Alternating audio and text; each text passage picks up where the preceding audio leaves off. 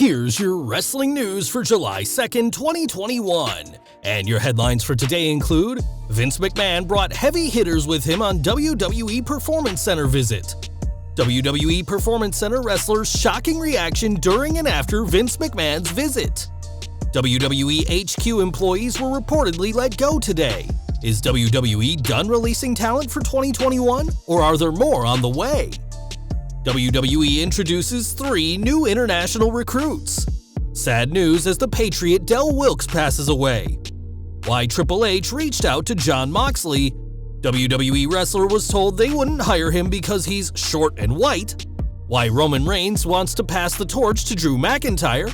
AEW star set to appear in Jackass 4 movie. We had ideas for days. Released WWE wrestler opens up, and more. We are kicking off today with WWE, and yesterday, Vince McMahon and other top officials went to the Performance Center in a rare appearance by the chairman. PW Insider reports that the company's heavy hitters, namely WWE President Nick Khan, Executive Director Bruce Pritchard, and the Senior Vice President of Talent Relations were all at the center with Vince to meet with staff and talent. Their trip was described as very much a positive day, despite some employees at the Performance Center being worried that McMahon had come to fire more people, following on from WWE's recent widespread cuts. One source described the day as a breath of fresh air, considering how worried people were before McMahon showed up, and it's been reported that nobody lost their job when McMahon was around.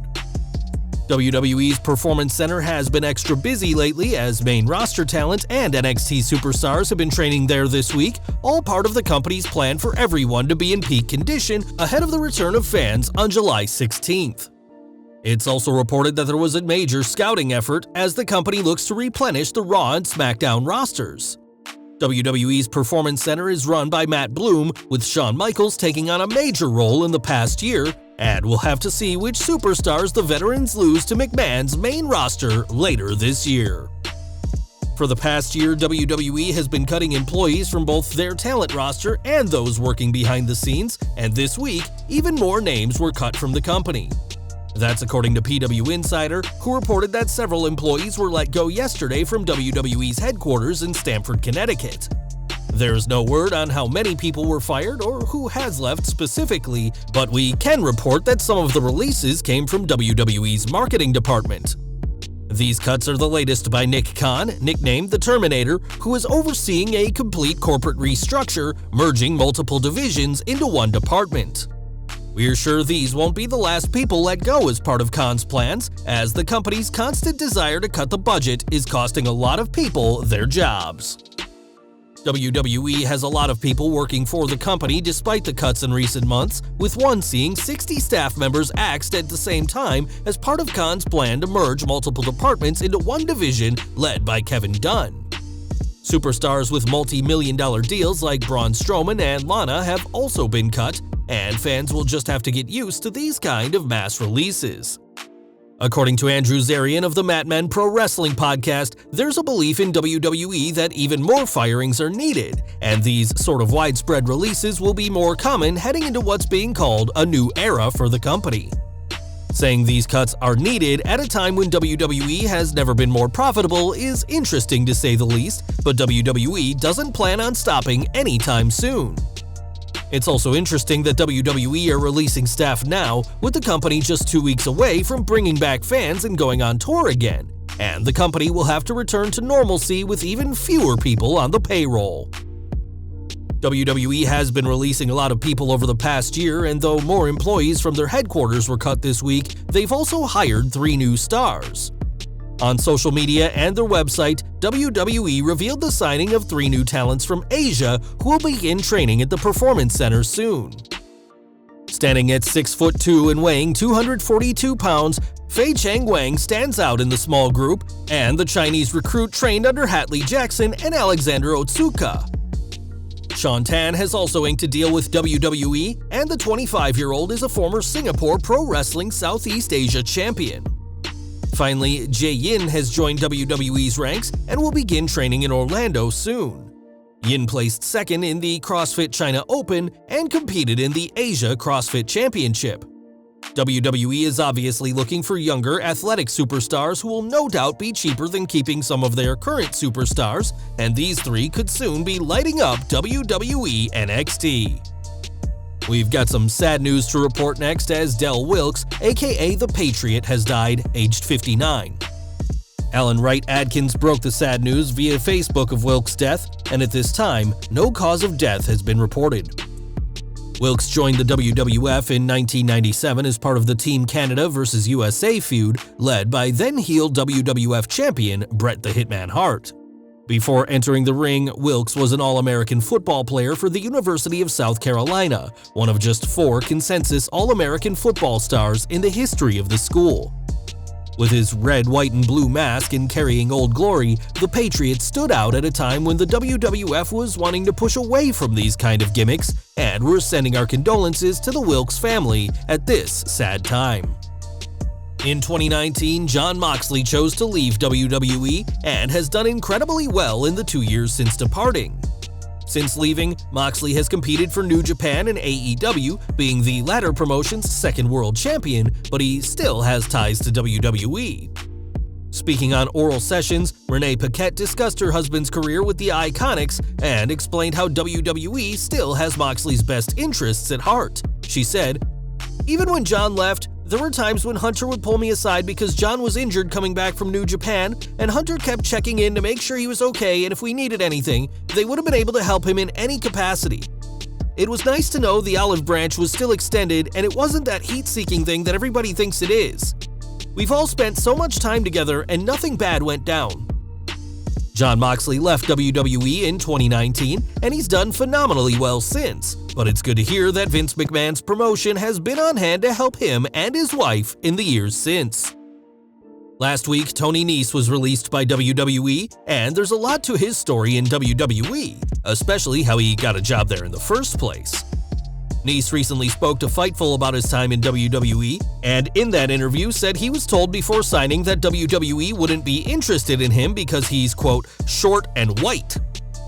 We're not sure who made that remark to Nese, who is still short and white, but also has a massive amount of talent and abs to spare. There's no shortage of companies that could benefit from having Nese on their roster, but the former Cruiserweight champion will have to wait for his 30-day non-compete clause to expire before he appears anywhere else.